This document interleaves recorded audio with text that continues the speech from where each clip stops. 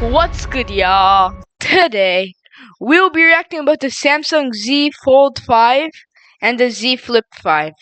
And let's get right into it. Shout out to MKBHD, Marquise Brownlee, and shout out to me. I'm joking. And can y'all please like and subscribe and comment down below, please, if you want. But because my goal right now is 10K. Yeah, 10K. I know I didn't get 1K yet, but I really want to get 10K. So, yeah. Let's get right into it.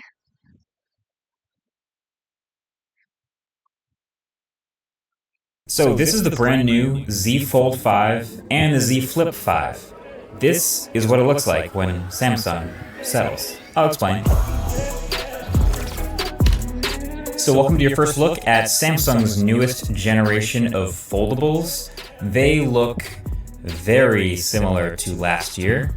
Matter of fact, you probably didn't even realize that this is last year's phone. So Samsung makes two foldables right now. There's the Z Flip 5 and the Z Fold 5. Same exact shape and dimensions as last year, same aspect ratios, same cameras, same batteries. It would actually be faster for me to just tell you everything that's different. So that's exactly what I'm going to do. So I'll start with the Flip 5, the more interesting one. It gets an upgrade to the new Snapdragon 8 Gen 2 chip that's been both powerful and efficient in the S23 series, and it gets a new and improved hinge that's smaller in every dimension and actually has less moving parts. It's simpler, which should help with everyday durability, and it now allows the phone to fold completely flat. I don't really see or feel any difference with the crease on the other side. It's, still the same tech that we've been using on the screen for a few years now. It's just the fact that Samsung has gotten rid of the gaps, so it folds down a little bit smaller, a little thinner, and is less likely to catch any dust or debris on the inside because it's flat. But the main upgrade is definitely the larger outside screen. So this is something that's steadily been getting bigger and bigger with each generation. The Z Flip 4, you might remember, had the biggest yet. That was a 1.9-inch cover display. This one is graduating up to a 3.4-inch flex window that goes almost from corner to corner because, you gotta name everything. It's very clearly not quite as bold as what Motorola did with the Razr Plus, which is this crazy, it's actually corner to corner basically, and there's like cutouts for the cameras, it's pretty sick. It's very visually striking, but the idea is the same, which is that it's giving you more readable, glanceable information and making it more usable before you even open it. So as the size of the outside display has expanded, so has the size of the dozen plus widgets that work on the outside screen, showing you everything from clocks and timers to notifications and messages. There's also a new pinch gesture to zoom out, and it'll show you all of the widget screens you have enabled. This is becoming Windows. Kind of feels smartwatch-ish. But anyway, the new screen is also covered in Gorilla Glass Victus 2, as well as the back of the phone. And that's it. That's all that's new. New cover screen, new chip, new hinge. Everything else from the cameras to the battery to the charging speed to the crease, the speakers, the inside screen, it's all the same as last year. Except the base storage, because the $1,000 starting price now will get you 256 gigs of storage instead of 128.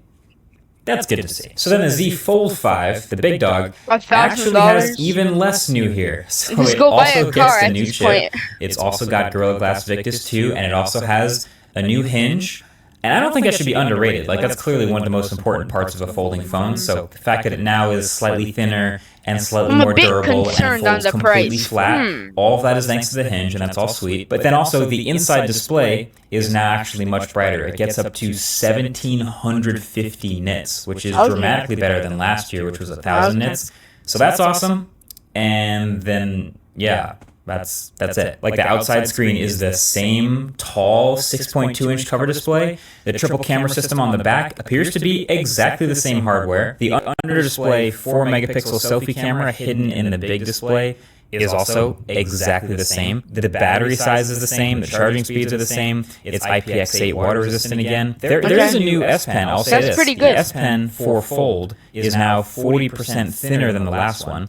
it still doesn't go inside the phone like a S23 Ultra or a Galaxy Note used to, but at least if you want to carry it alongside the phone in that little case they made for it, but that's kind of cool. Because it's Looks like kind of. And there are some software improvements, like Secret a few more phone. optimized apps, like Instagram, TikTok, YouTube, when the screen is open or halfway open, and the improved taskbar at the bottom can now show up to 4 of your most recent apps. Oh my god, there's so many ads in this video.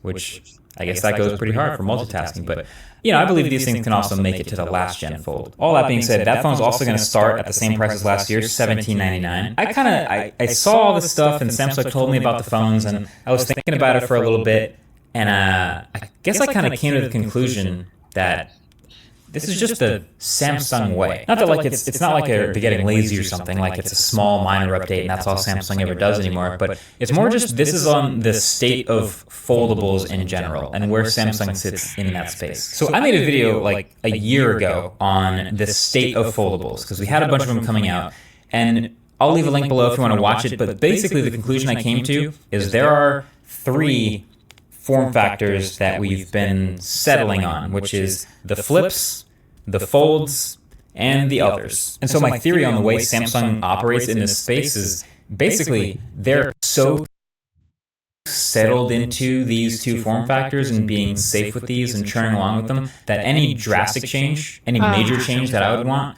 would actually probably just be a new phone. Like, okay, think about this. In the past, we've typically seen Samsung just throw stuff at the wall just to see what sticks. They're not afraid to have 1,000 different phones in their lineup. They practically invented big phones.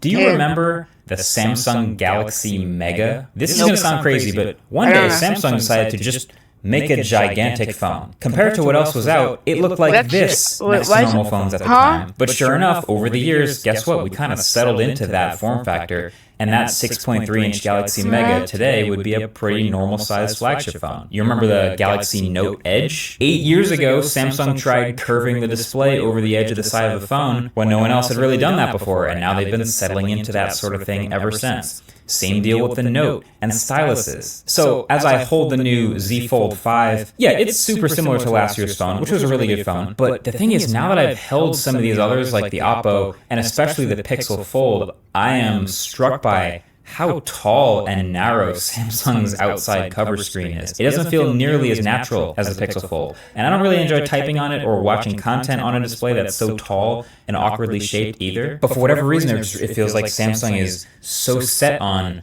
settling in and just iterating on these 2 form factors that they've already made. So if they were to decide, oh yeah, we should make like a more passport-shaped foldable, I think they just make a whole other phone. So there's a bunch of other smaller things I was really hoping to see in this update, like an improvement on the under-display selfie camera that I've been talking about on the inside screen, but this appears to be literally the exact same hardware, so you're still going to have some heavy processing and some rough image quality there. It would have been nice to see the improved back cameras get closer to the flagship status of the S23 series, but they're also using the same sensors back there again as well, which were fine. A bigger capacity battery would have been cool to see to match the Pixel Fold, or even a slot where the new super slim S Pen maybe could have been stored inside the phone. That would have been legitimately very impressive innovation. But still, even leaving so many of these things literally the same as last year, collectively it's still going to be a pretty safe phone. As far as folding phones that you can buy right now, it's still going to be really good. There's also some other hardware, by the way, at this announcement. Samsung did this whole Unpacked event. There's some incremental improvements on the watches with bigger screens and thinner rotating bezels that are super sweet. And the new S9 series of tablets, they just got the new Snapdragon 8 Gen 2 chip as well. And I just love the S9 Ultra so much. What a ridiculous, awesome, gigantic tablet with a 14.5-inch, 120 hertz display. Just a razor-thin monster media device. I'm just glad this exists, so just wanted to shout that out. But that's all we've got for now. I'm super curious to hear what you guys actually think of Samsung keeping, especially the $1,800 folding phone price and not really changing much. But let me know. Till the next one, catch you guys later. Peace.